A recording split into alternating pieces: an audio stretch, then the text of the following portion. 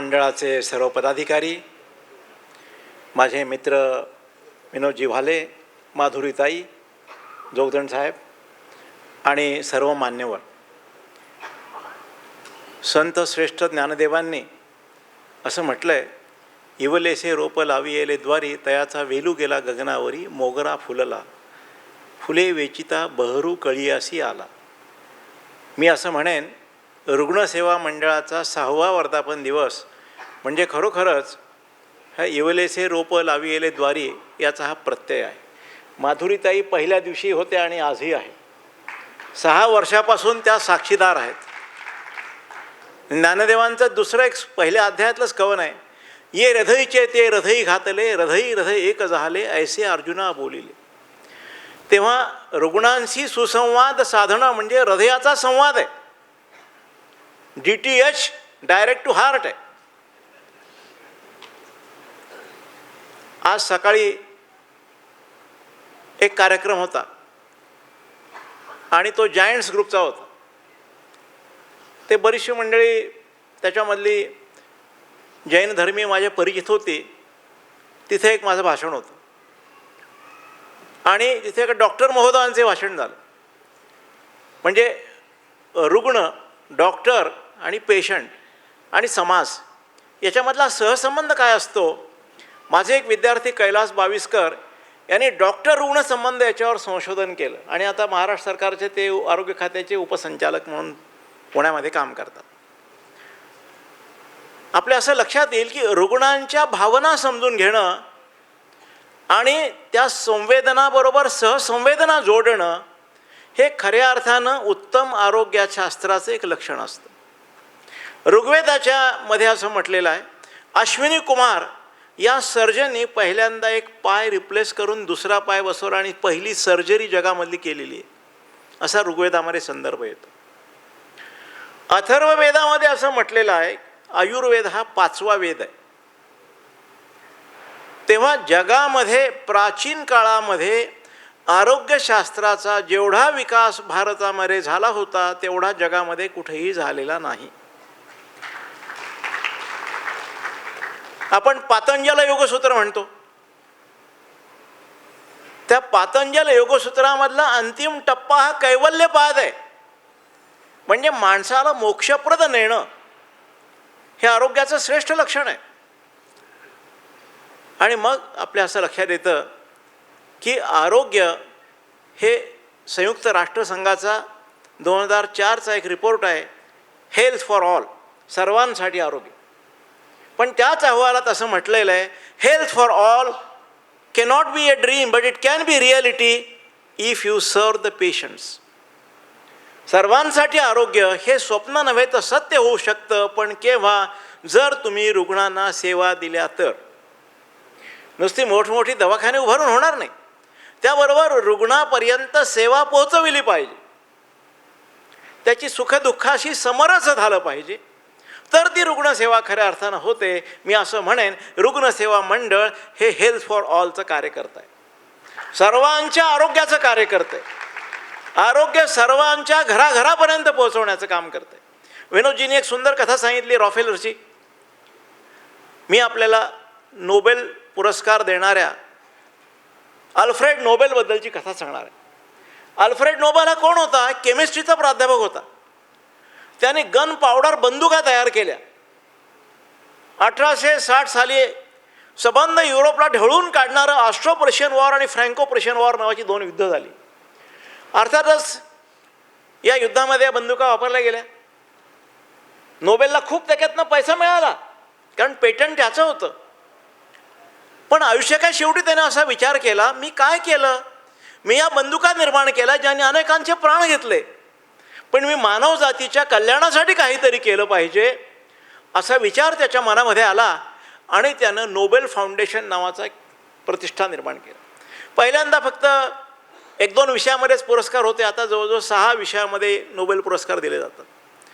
म्हणजे अल्फ्रेड नोबेलने जर असा विचार केला नसता तर मानवजातीच्या कल्याणासाठी दरवर्षी अर्थशास्त्रामध्ये, पदार्थ विज्ञानामध्ये, रसायन विज्ञानामध्ये, जीवशास्त्रामध्ये नोबेल पुरस्कार देण्याची लिटरेचरमध्ये नोबेल पुरस्कार मिळाले नसते. म्हणजे हे एवढं योगदान,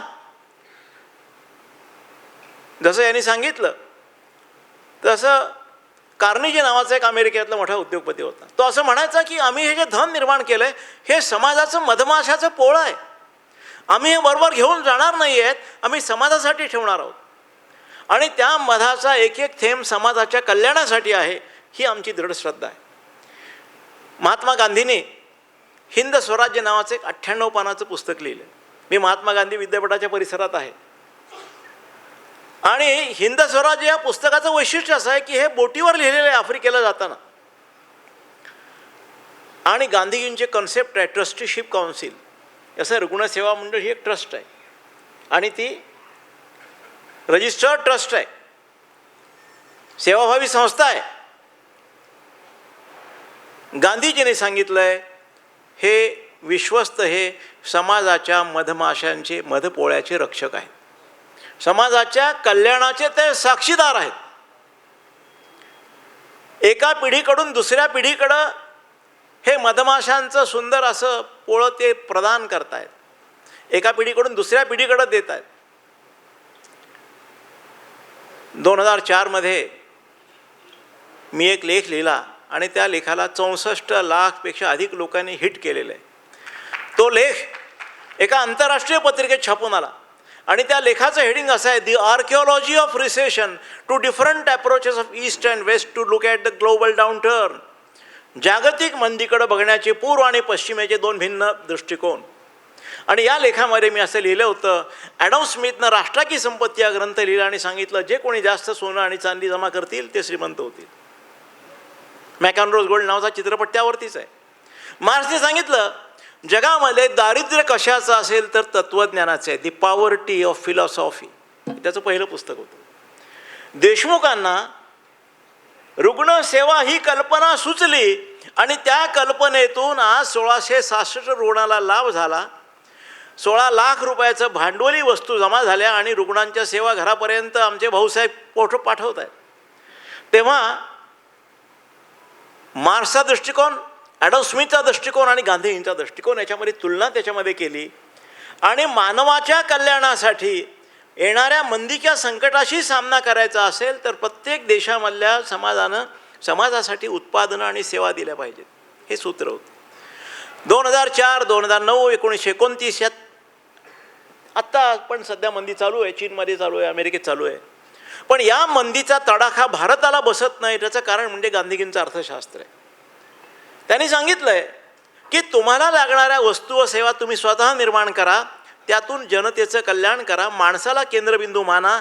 माणूस हा केंद्रबिंदू जेव्हा असतो तेव्हा कल्याणाचं आलेख जो आहे तो शिखरावर पोहोचतो. गांधीजींचं सुंदर वाक्य आहे, my nation and democracy is that in which weakest of the weak must have the same chance as the strongest of the strong. माझा लोकशाही भारत तो असेल की ज्याच्यामध्ये दुबळ्यातल्या दुबळ्या माणसाला बलवान माणसा एवढी समान संधी मिळू शकेल. मोदीजींनी क्वाड परिषदेवर सांगितलं, भारत ऐसा देश है यहाँ परिसीमा है, अपॉर्च्युनिटीज की इक्वॅलिटी है, म्हणजे संधी की समानता देणारा भारत हा देश आहे. म्हणून अटल बिहारी वाजपेयी प्राथमिक शिक्षकाचा मुलगा पंतप्रधान होऊ शकला. म्हणून नरेंद्रभाई मोदी रेल्वेमध्ये 1962च्या चीनी आक्रमणाच्या वेळी जवानांना चहा देत होते, ते पंतप्रधान पदापर्यंत पोहोचू शकले. हे महान कौशल्य जे आहे.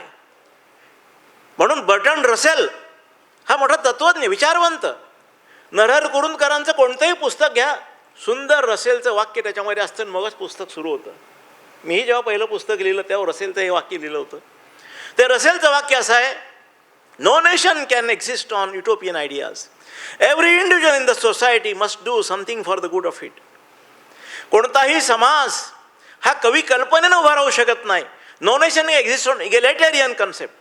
Every individual in that must do something for the good it. समाजातल्या प्रत्येक माणसाला समाजाच्या भल्यासाठी काहीतरी करावं लागतं. म्हणून स्टेट बँक ऑफ हैदराबादमध्ये निवृत्त झालेल्या देशमुखांनी रुग्णसेवा मंडळ निर्माण केलं आणि परांजपेंनी त्याला साथ दिली. आणि बालेजी म्हणाले की हैदराबाद मुक्ती संग्रामामधल्या हैदराबाद बँकेचा अखेरचा स्तंभ अजूनही चालू आहे आणि ती बँक विलीन झाली, पण तरी हैदराबादचा प्रवाह आणि गोदावरीचा प्रवाह एकच आहे आणि हा गोदेचा प्रवाह या ठिकाणी आलेला आहे. भक्तिशक्तीच्या गुढी उभारू, गीत मराठवाड्याचे गाऊ, जोवर वाहे गोदा माई तोवर मराठवाड्याचे गीत गाऊ, असं लक्ष्मीकांत तांबोळीने त्याच्यामध्ये म्हटलेलं आहे. मराठवाडा तोला मोलाचा आहे. मराठवाडा ही संतभूमी आहे. कुरुंदकरांचं सुंदर पुस्तक आहे हैदराबादचे विमोचन आणि विसर्जन. या पुस्तकामध्ये कुरुंदकर लिहितात, हैदराबाद संस्थान म्हणजे मोठा अजगर, पण याच्या कानामध्ये पहिल्यांदा जागृती घडवली ती मराठवाड्याने. म्हणजे हैदराबाद संस्थानामध्ये 5 जिल्ह्याचा मराठवाडा, पण तो स्वातंत्र्य लढ्याचा नायक बनला. लढ्या के सेनानी स्वामीजी हे अंबेजोगाईच्या शाळेमध्ये मुख्याध्यापक होते. आमचे